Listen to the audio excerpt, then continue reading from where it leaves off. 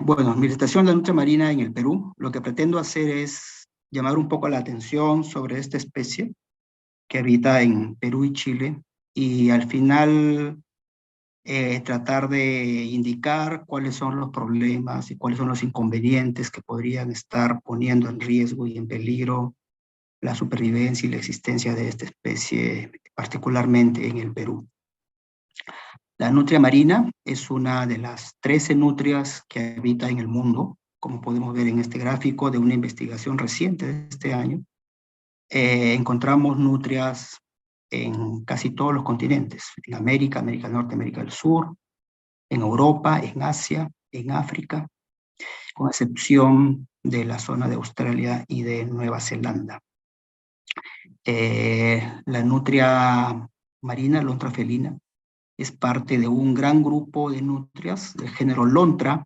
Todas las nutrias que viven en América están dentro del género Lontra, con excepción del sea otter en Hydralucea, que es un animal un poco más diferente, y del lobo de río, Pteronura brasiliensis. Pero las otras 4 especies de nutrias, Lontra canadensis, que la encontramos en especial en América del Norte, Lontra longicaudis, que la encontramos en toda Sudamérica y Centroamérica, y Lontra felina y Lontra provocas, que son nutrias que se encuentran principalmente en la costa del Pacífico, y que se traslapa parte de su distribución en el sur de América, en la zona de Chile y de Argentina. La nutria marina, al igual que otras especies marinas, ha llamado la atención, y bueno, como está viviendo con nosotros desde hace muchos años, ha llamado la atención y es parte de la iconografía pre-inca, especialmente en la cultura que se caracterizó por representar mucho los animales y distintas manifestaciones naturales, en sus expresiones artísticas, arquitectónicas o diarias, como en cerámicos. Como la figura que vemos acá, vemos a hombres en un frenesí con los lobos marinos, vemos aves marinas como pelícanos, vemos aves, vemos peces que muchos llaman como anchovetas, y se ha encontrado también en los frisos de Chan Chan una figura que algunos mencionan que corresponde a una nutria, aunque algunos también mencionan de que podría corresponder a una ardilla. El nombre con el que se le ha llamado a estos animalitos de manera popular, antes y ahora, ha sido de gato marino, de chungungo, de chinchimen, guayaque, anzumo, anzumito, lobito gato. Y Pizarro este año justamente hace una publicación, José Pizarro hace una publicación donde intenta aplicar algunos conceptos etnolingüísticos que tratan de explicar cuáles podrían ser las razones por las cuales se les ha dado estos distintos nombres, en donde destaca, por ejemplo, que los nombres de chungungo estarían vinculados a cómo se llamaría el animal en el sur y en Chile, mientras que anzumo o anzumito serían determinaciones, nombres que estarían mucho más vinculados a la forma que se le llama o se le llamó antes en el Perú. La nutria marina, su nombre científico es Lutra felina molina, se llama así porque fue por primera vez descrita en el año 1782 por un sacerdote, Giovanni Ignacio Molina, quien en una publicación que hace de una descripción de la historia natural de Chile, la menciona a partir de las observaciones que hace en el sur de Chile. Desafortunadamente en esta descripción, Molina solo hace una descripción y no presenta ningún dibujo o diagrama. Si estoy adecuadamente informado, el primer gráfico a nivel científico que se hace sobre esta especie es en el año 1841, que lo hace Paul Gervais, quien es responsable de la revisión de los mamíferos de una gran expedición que se realizó por esa época por unos investigadores franceses a bordo de una embarcación que se llamó la Bonité. Pero en esta descripción que hace Gervais, hay dos cosas que hay que destacar. Por un lado, él manifiesta a partir de un ejemplar que captura a partir de la descripción que hace de de un ejemplar, en realidad de unos cráneos que él recoge en la isla San Lorenzo, hace la descripción de una nueva especie. Él dice que la nutria que se encuentra en el mar, en la zona del Perú, corresponde a una nueva especie, a la cual llama Lutra peruviensis. Esta Lutra peruviensis, con las revisiones, investigaciones y nuevos análisis taxonómicos, se encontró de que es finalmente la misma especie de Lutra felina, o la misma especie felina a la cual hizo también mención anteriormente Molina. Pero llama la atención de que esta podría ser una nueva especie, pero igualmente lo único que nos muestra gráficamente es limitado. Si bien Molina no nos muestra ningún gráfico, ninguna figura, en este caso Gervais nos muestra solamente las imágenes de los cráneos, que son suficientes para hacer una determinación, una identificación taxonómica adecuada. Y a partir de aquí él establece de que se trataría de una especie particular a la cual llama Lutra peruviensis. Años después, en el año 1848, Claudio Gay hace una revisión muy importante a nivel histórico, a nivel físico y político de Chile, y hace un tratado que se llama Historia Física y Política de Chile, que tiene varios tomos, es una obra impresionante, y tiene un tomo dedicado a la zoología, el tomo primero, y en el tomo primero obviamente también hace una descripción de esta especie Lutra felina, que había descrito anteriormente Molina, pero es el primero que nos muestra una imagen, que nos muestra una ilustración ya del animalito que estamos viendo ahora. Y hace a la vez una narrativa que me ha llamado la atención porque es bastante precisa y es bastante didáctica. La voy a narrar mientras paso este video, también realizado en Chile, sobre una nutria marina en su hábitat. Su alimento consiste en mariscos, erizos, cangrejos y sobre todo peces, que cogen con gran habilidad. No desdeñan los huevos ni los pequeños pájaros cuando comen en el agua. Tienen el cuerpo vuelto, con la cabeza, las patas y la cola en el aire, y toman la presa entre las manos, la limpian y después la comen a pedazos o la tragan toda entera. Su presa es de pequeña dimensión. Escogen principalmente la mañana y la tarde, a la caída del sol y cuando el mar está bajo, para ir a pescar. Se los ve entonces chapuzar continuamente, no permaneciendo en el agua más que 4 a 6 minutos, por tener precisión de salida a la superficie a respirar el aire puro. Marcha por tierra con poca agilidad. Su carrera no es más que la continuación de pequeños saltos que apresuran a medida que el miedo los aprieta. Esta descripción es simplemente lo que muchos investigadores con el tiempo hemos ido viendo, encontrando y publicando. Pero aquí el señor Gay lo hace una descripción de manera didáctica, rápida y clara. Bueno, nuestro gato marino es el mamífero marino más pequeño del mundo. Pesa de 3 kilos 200 a casi 6 kilogramos. Mide de 87 a 115 centímetros, desde la punta de la cabeza hasta la cola. Es el mamífero que más recientemente se habría adaptado al medio marino.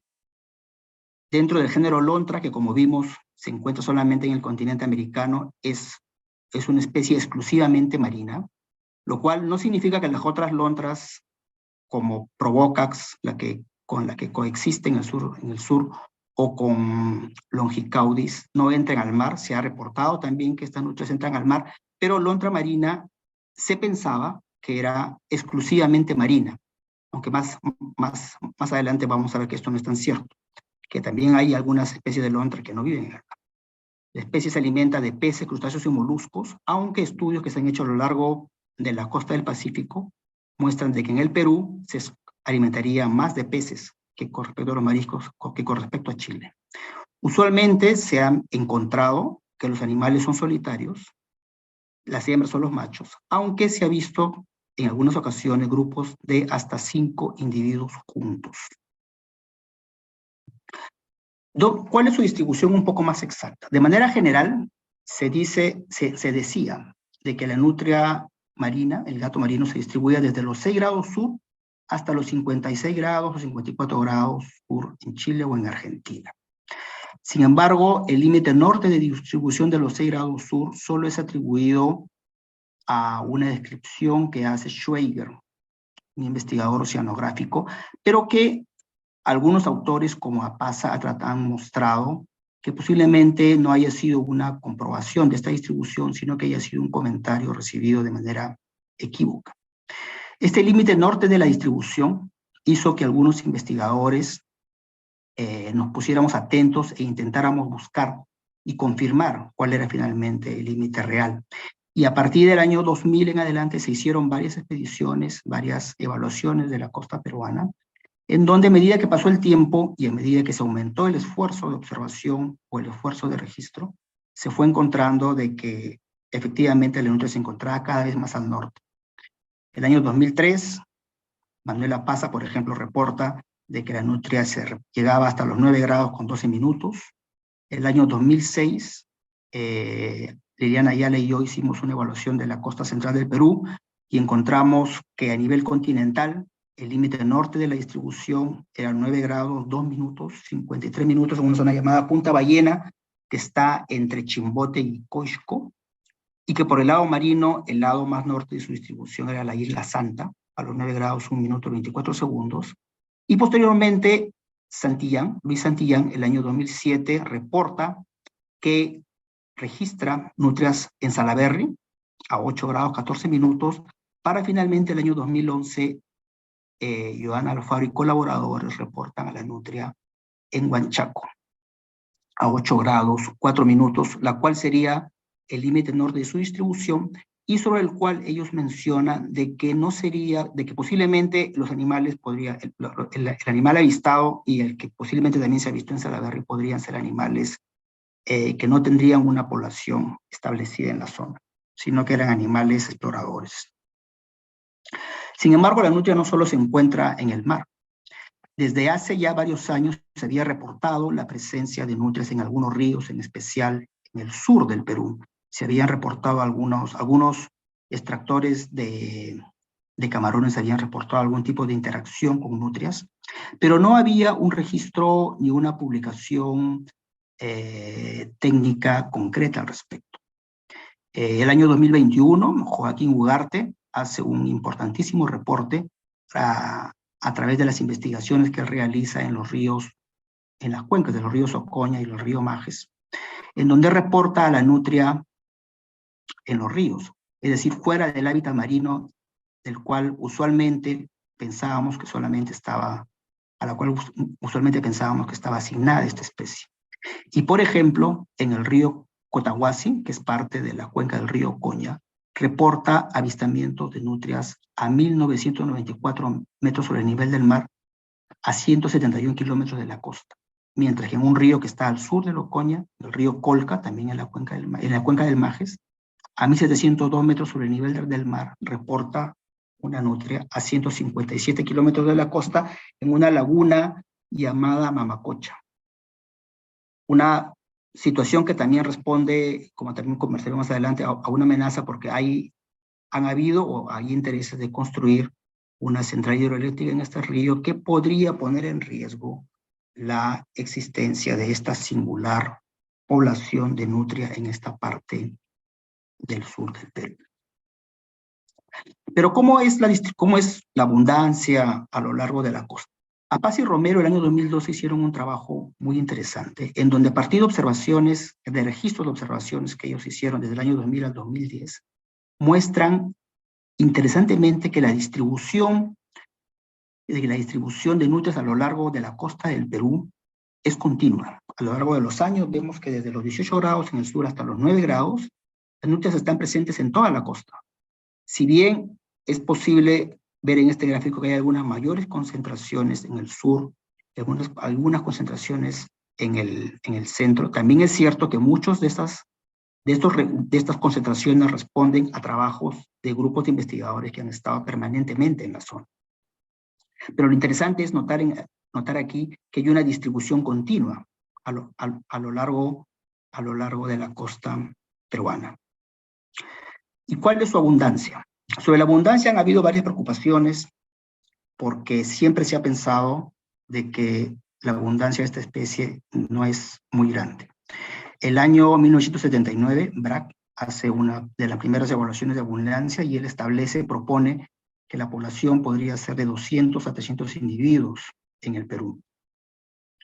Investigadores chilenos que intentan hacer una evaluación general de la especie mencionan que el número de individuos podría ser 1000 en toda su área de distribución.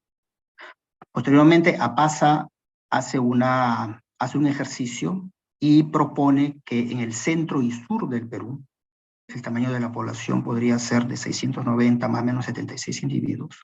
Y Balki hace una revisión mucho más grande y más exhaustiva, el año 2012, en donde propone que la población podría variar entre 789 a 2.131 individuos en 789 kilómetros de hábitat adecuado para esta especie en 1.800 kilómetros de costa. Estos valores él también los estima gracias a que se manejaban datos de densidades poblacionales de 1 a 2.7 individuos por kilómetro. Sin embargo, una de las cosas que siempre ha llamado la atención es la posibilidad de ver una nutria en el campo. Los trabajos de campo, cuando hemos ido a hacer evaluaciones de la población de esta especie, nos han hecho quedarnos mucho tiempo observando, porque la probabilidad de observar una nutria, así que no sabemos exactamente si está en la zona, es muy baja. Esto, Bifi intentó resolverlo el año 2017 haciendo estudios genéticos para individualizar a nutrias a partir de muestras tomadas de heces.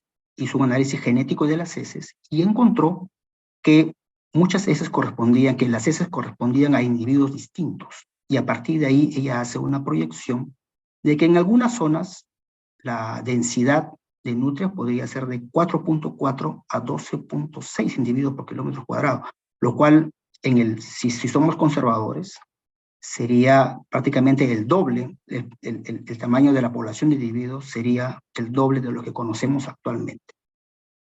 Ahora, aquí hay que hacer una acotación.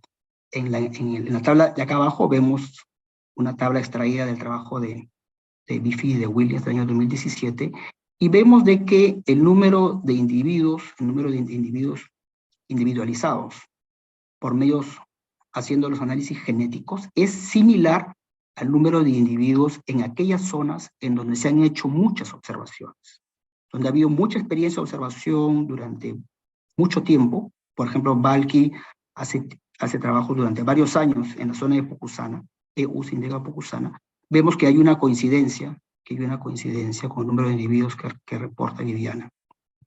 De modo que estas densidades, por lo menos los valores más bajos, sí podrían ser indicadoras del tamaño de la población. Pero ¿por qué tenemos esta gran variabilidad? Porque el hábitat de la nutria es en las zonas, en las orillas costeras, y en particular en las zonas donde existen rocas, en donde el animal puede refugiarse. El animal vive en la orilla marina, en zonas donde existen refugios como cuevas, o en los espacios que dejan las rocas entre ellas.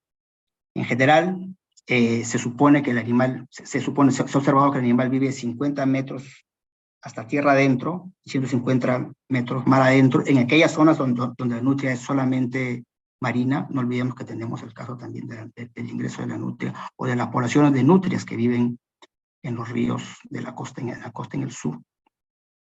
Y gracias a un estudio que hizo Medina Vogel en el 2007, se encontró que a lo largo del día, un estudio que hizo con radiotelemetría, se encontró que a lo largo del día, estos animales pasan el 81% del tiempo en tierra. Es decir, la mayor parte del día no los vamos a ver porque están en tierra, viviendo mucho tiempo en estos espacios que dejan las rocas. Y que es más, el tiempo que pasan en el agua, el 61% del tiempo que pasan en el agua, responde a actividades durante la noche. De modo que para un observador habitual, si es que no tiene la experiencia y si es que no tiene el protocolo o el procedimiento adecuado para hacer observaciones de este animal, es posible que el éxito de observación o la probabilidad de que lo vea sea bajo. El estado actual de conservación de esta especie en general es en peligro. La clasificación, la categorización que hace la Unión Internacional para la Conservación de la Naturaleza es colocarlo en la categoría en peligro. La Convención sobre el Comercio Internacional de Especies Amenazadas de Fauna y Flora Silvestre, CITES, lo coloca en el apéndice 1, es decir, es una especie amenazada. Y la categorización que se hace en el Perú, el Decreto Supremo que aprueba la autorización de la lista de clasificación y categorización de especies en el Perú, también la asigna como una especie en peligro. ¿Esto a qué se debe? Bueno, a que hay varias razones por las cuales estén amenazas, pero aquí quiero llamar la atención sobre algunas de ellas y algunos eventos que están sucediendo en este momento. Como parte del crecimiento de la población y del mayor uso del espacio por los habitantes de la zona costera cada vez está cambiando más, no solamente a nivel urbanístico, sino también a nivel industrial. Vemos en la derecha, por ejemplo, la forma en que se está modificando radicalmente el litoral marítimo por la construcción de uno de los puertos más importantes de la costa, que es el puerto de Chancay, y que no solamente está modificando la fisiografía de la costa, sino que también está haciendo cambios evidentes en la dinámica oceanográfica física de la zona. Una condición que ya ha mostrado que genera problemas, no solamente para las especies que habitan estas zonas costeras, sino también para las poblaciones humanas. Una modificación del litoral similar se hizo en la zona de Salaberry, y a raíz de esa modificación, una playa como la que vemos aquí, que es la playa de Buenos Aires, frente a la ciudad, o a las orillas de la ciudad de Trujillo, se ha visto transformada por la modificación de las condiciones oceanográficas y ha tenido un cambio dramático. Y que implica, por ejemplo, en la actualidad que se tenga que hacer una intervención de varios cientos de millones para poder intentar evitar que el mar siga erosionando las costas y pueda llegar ya hacia las zonas urbanas. Pero no es el único problema que tienen las nutrias. También se han mencionado los eventos de contaminación, y un evento dramático y catastrófico, por ejemplo, fue el que sucedió el 15 de enero de 2022 con el derrame de petróleo de más de 11.000 barriles de petróleo en la zona del norte de Lima, con efectos dramáticos, no solamente sobre la orilla, sobre aves marinas, sino también posiblemente sobre nutrias. Gran parte de la zona en donde ocurrió el derrame no había sido anteriormente, nunca había sido, o por lo menos no se había publicado información sobre las poblaciones de nutrias que habitaban en las zonas. Las últimas publicaciones llegaban hasta la zona de Santa Rosa, pero más al sur no había información. Una vez producido el derrame, algunos investigadores y conservacionistas se dirigieron a la zona y como parte de los trabajos de evaluación de la fauna marina afectada por ese derrame, se encontró de que posiblemente en esta zona habían vivido 10 a 15 nutrias, pero que en la actualidad solamente se reportaron 3 vivos en el lugar. Posteriormente, incluso Pizarro nos muestra ya para el mes de marzo que algunas nutrias podrían seguir estando muriendo en la zona. Otro evento dramático y catastrófico que está ocurriendo a lo largo de la costa peruana es la epizotia de gripe aviar altamente patógena, que ha pasado de animales domésticos a de aves domésticas, a aves silvestres. Las aves silvestres se piensa que a través de las migraciones que hacen entre el hemisferio norte y el hemisferio sur, han llegado ahora al hemisferio sur, han contagiado a muchas aves marinas. No olvidemos de que el continente sudamericano era una de las últimas zonas que estaba libre de gripe aviar. Y este evento ha causado una mortalidad inmensa, no solamente de aves marinas, sino también de mamíferos marinos. Y se ha reportado muertes masivas, principalmente de lobos marinos. Las autoridades han mantenido algún tipo de registro de información. Y, por ejemplo, para el caso de las aves marinas, se han hecho reportes de más de 208. A la semana 20, más o menos el 1 de junio, hasta el 1 de junio, se reportaba de que habían muerto 286.905 aves, posiblemente por la gripe aviar, a lo largo de la costa peruana.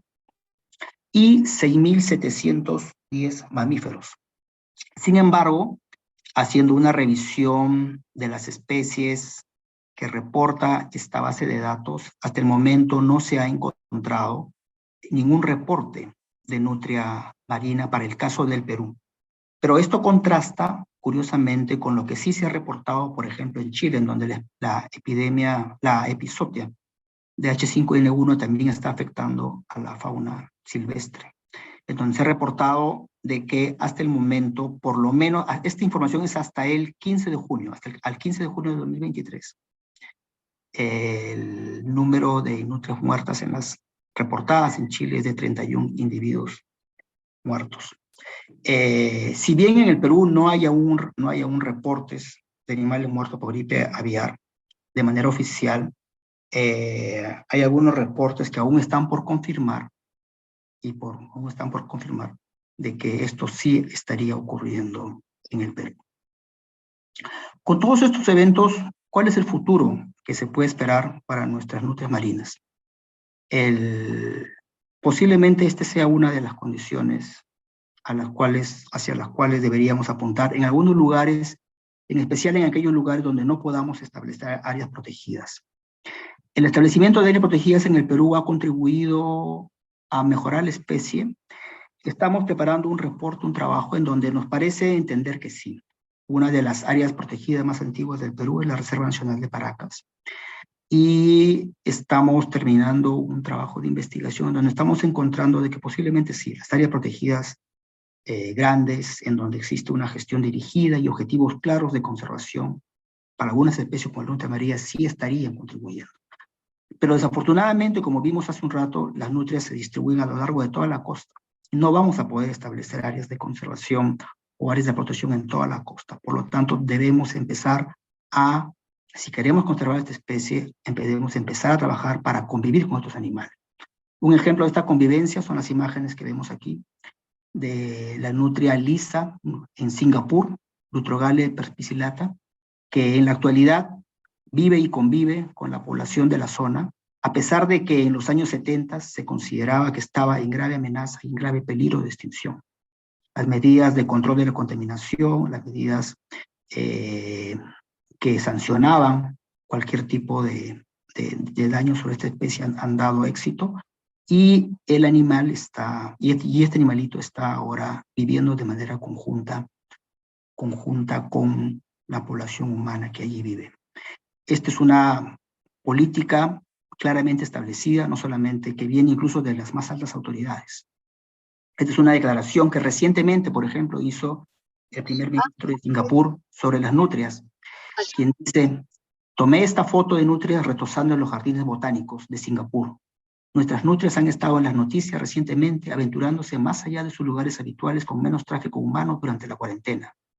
Ante el cambio climático y la urbanización, continuaremos expandiendo y mejorando nuestros espacios verdes y protegiendo nuestra biodiversidad nativa.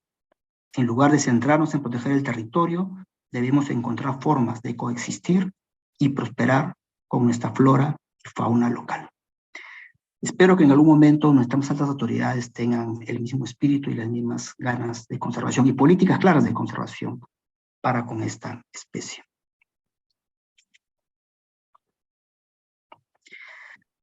También quisiera agregar un comentario como parte de los esfuerzos de investigación y de conservación que estamos haciendo junto con APECO y con otros investigadores como Liliana. Estamos ahora trabajando en la elaboración de un libro de manera conjunta con investigadores de Perú y de Chile, que se va a llamar Marine Otter Conservation, donde estamos viendo temas de historia natural, temas de alimentación, temas legales y temas de gestión, que esperamos pueda terminar este año, que podamos también sirva para contribuir a la conservación de esta especie.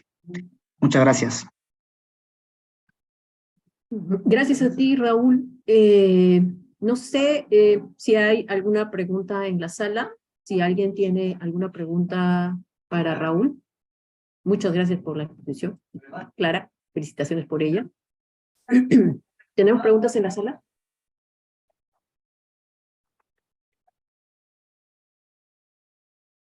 Bueno, mientras se animan a preguntar, Yo tengo una pregunta. Tú como especialista, ¿qué información crees que es importante, que es urgente de recabar para contribuir a la conservación de la nutria marina? Bueno, como lo digo, no solamente para sino para muchos temas de conservación, para muchos temas de conservación de espacios. Yo creo que uno de los principales problemas es la rapidez con la que estamos ocupando y usando los ambientes naturales. La población y las políticas de desarrollo y crecimiento son claras. La población está aumentando, el uso de recursos está aumentando, y la transformación de los espacios naturales está aumentando de manera inevitable. Pero creo que todavía no nos hemos dado el trabajo de medir la tasa de crecimiento de esta ocupación, la tasa de crecimiento de esta transformación, porque eso también nos va a dar una idea clara de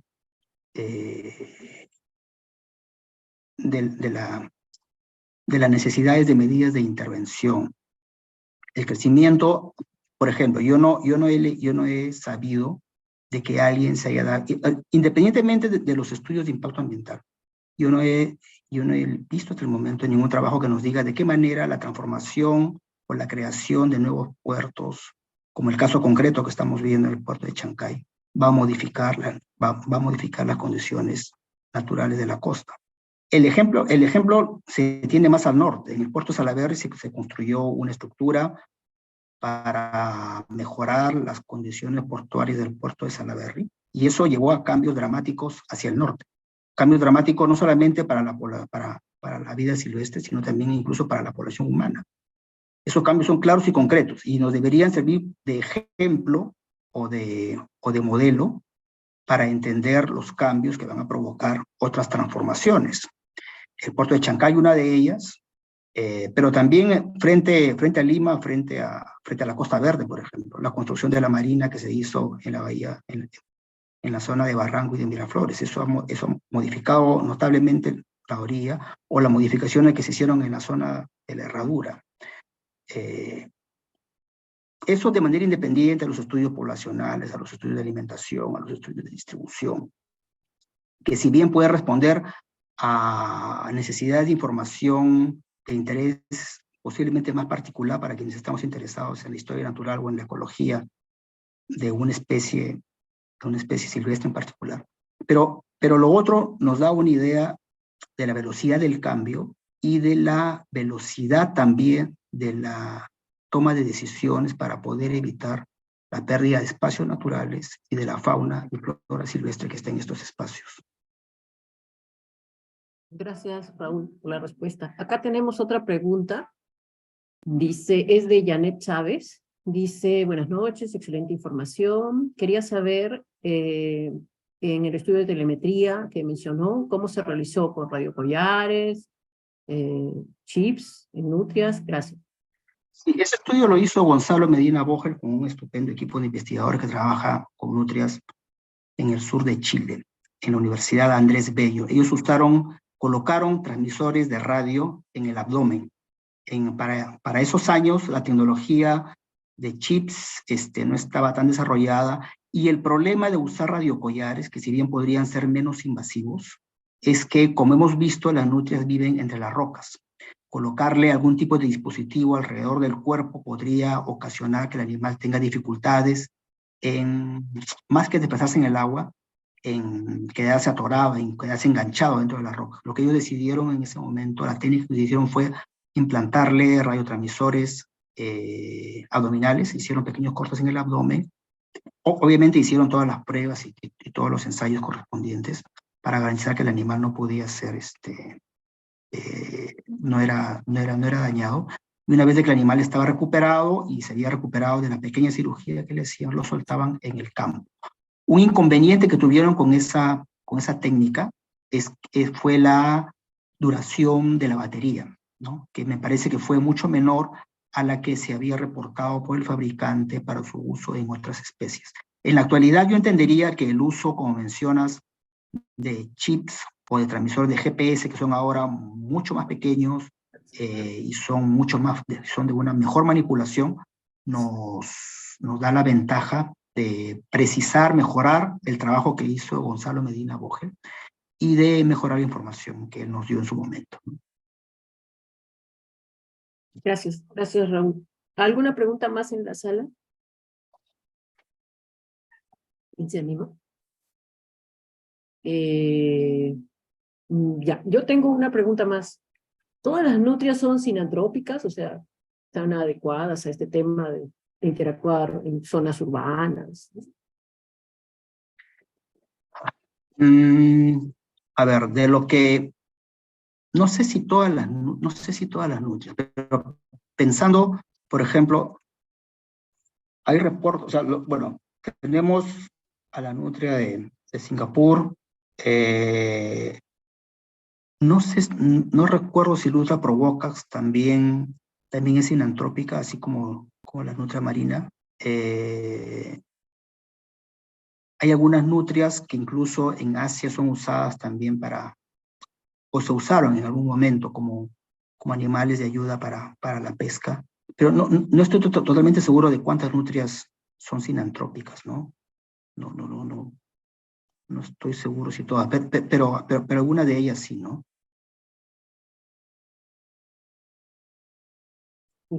Sí, lo decía porque el hecho de que, o sea, que interactúen en espacios urbanos es no sucede con muchas especies silvestres, ¿no?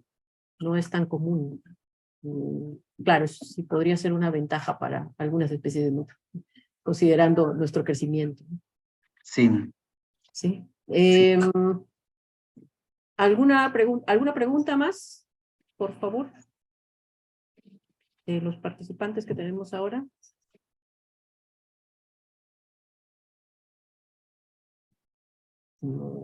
Si gustan, pueden prender el micrófono o escribirnos por el chat. Sí,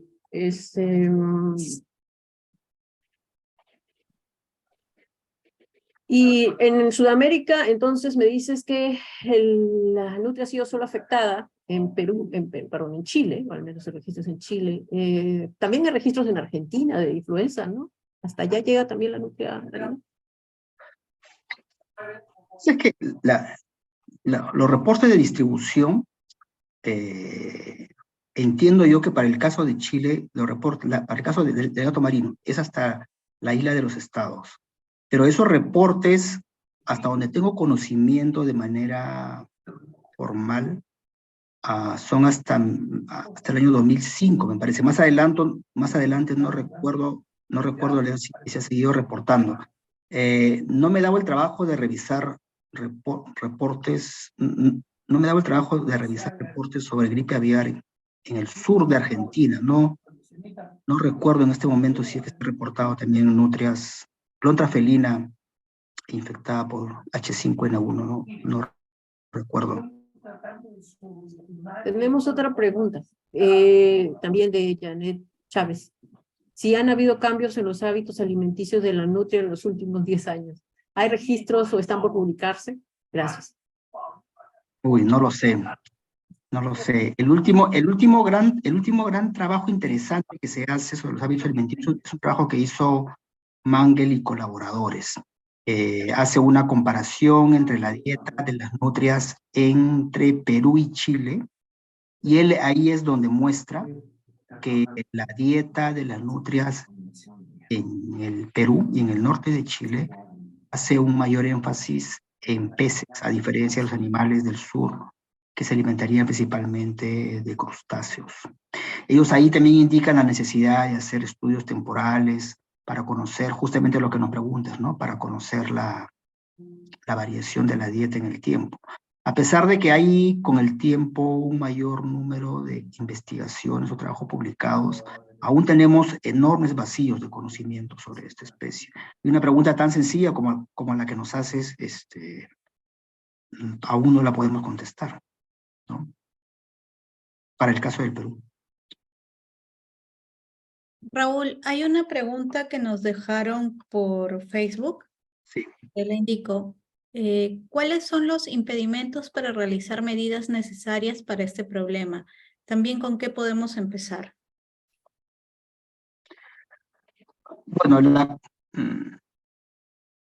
bueno, hay cuestiones generales, ¿no? Una cosa que está en polémica en este momento, por ejemplo, es las iniciativas para modificar la ley de áreas naturales protegidas, en el entendido de que podrían ser un obstáculo para algunas políticas o visiones de desarrollo, en especial para la protección de algunos recursos de interés económico. Mi punto de vista es que eso no es así, ¿no? Y que si queremos tener más hidrocarburos o más minerales, lo que tenemos que hacer es hacer una mejor gestión del espacio en las áreas en donde lo podemos hacer. No necesitamos ingresar a las áreas protegidas o no necesitamos poner en riesgo algunos lugares en donde algunas especies silvestres están, o necesitamos implementar medidas adecuadas en la gestión ambiental. Volviendo, por ejemplo, al tema del puerto de Chancay, ¿no? Recientemente el puerto de Chancay llamó la atención porque como parte de las obras se estaba construyendo un túnel por debajo de la carretera panamericana, y es parte de, como motivo de esa construcción, hubo un hundimiento de la zona donde se estaba construyendo el túnel. Y resulta que con el tiempo nos enteramos de que ese componente del proyecto había tenido una certificación ambiental limitada a través de una declaración de impacto ambiental, cuando en realidad debía haber sido parte del estudio de impacto ambiental. Pero para el lado marino, si este problema se ha presentado para el lado terrestre, con gente viviendo encima, con la vía de comunicación, con la carretera más importante del Perú encima, para el lado marino y costero, me preocuparía que esa falta de atención o de rigurosidad se haya también dejado de lado. Ahí hay una responsabilidad compartida de todos, ¿no? No solamente de parte de los funcionarios que están a cargo de la supervisión de estas obras, o de los que están, o de los responsables de la construcción o la ejecución del proyecto, sino también en general de todos los ciudadanos, todos aquellos que estamos interesados en la conservación y en la diversidad. Tenemos que estar atentos permanentemente, ¿no? Permanentemente. No solo es un tema de dejar de construir, ¿no? Un ejemplo claro nos lo muestra, por ejemplo, lo que está ocurriendo en Singapur. En Singapur las poblaciones de nutrias se han recuperado no por haber dejado de construir, se han recuperado porque las medidas de control, de contaminación, de polución, de construcción adecuada se han llegado a implementar. Y en muchos casos el problema va por ahí, ¿no? Y Raúl, hay una pregunta más. Sí. Patricia dice, ¿existe alguna norma de protección para la nutria marina? Bueno, está dentro de la categorización de especies que proporciona, que estableció el Ministerio de Agricultura, ¿no? Que se estableció para conservar las especies de flora y fauna. Es una especie considerada como en peligro, y al igual que las especies categorizadas así, tiene distintos niveles de protección, y de protección hay sanciones administrativas y penales para quienes pongan en riesgo o dañen al animal, ¿no? ¿Tenemos alguna pregunta más? Hay una de las asistentes que está solicitándonos tu correo electrónico. Ahí te pondremos en contacto. Yeah. Sí. Bueno, en vista de que creo que ya no hay más preguntas, agradecemos a Raúl por la charla de hoy, ha estado bastante interesante. Los queremos invitar a la siguiente charla, la siguiente y última charla, que es el miércoles, no es el jueves, es el miércoles a las 5 de la tarde, y es sobre interacciones humanos y lobos marinos durante el brote de influenza. ¿Sí? Raúl, si quieres decir algo más. No, me ha sorprendido, el tiempo se ha pasado rapidísimo. Pensaba que iba a ser más corto. Muchas gracias por la oportunidad. y estemos siempre atentos a lo que... Quiero aprovechar esto para rescatar una cosa que lo comento con muchos colegas, ¿no? Si bien hay muchos de los biólogos, de los quienes tenemos algún tipo de sensibilidad con la historia natural, y que nuestro trabajo permanentemente está vinculado a esto, yo quiero rescatar el interés y la necesidad de información que tiene mucha gente de la sociedad, de la opinión pública, en los temas de biodiversidad y de flora y fauna silvestre. Ahí creo que los expertos, o quienes tenemos algún tipo de conocimiento, estamos fallando y estamos debiéndoles información. Hay una demanda de información, hay una demanda de acciones, y eso es un indicador de que muchos estamos interesados en que la conservación de las especies de flora y fauna en el Perú sea un hecho concreto, ¿no? Gracias.